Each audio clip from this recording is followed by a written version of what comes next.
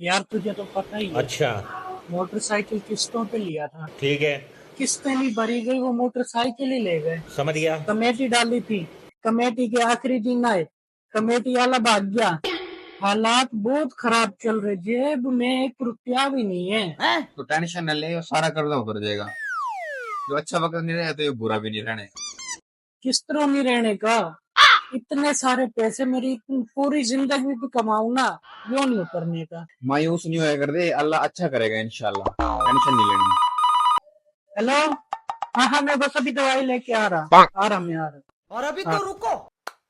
मान गए उस्ताद, मान गए। तेरे जैसे दोस्त दुनिया में होने चाहिए और लाजमी होने चाहिए। वो कितना परेशान आया था, तना कैसी कैसी उसने तसल्ली दी, और कितना खुश होकर वो गया यहाँ। ओ, काहे का हमदर्द, न वो मेरा हमदर्द और न मैं उसका।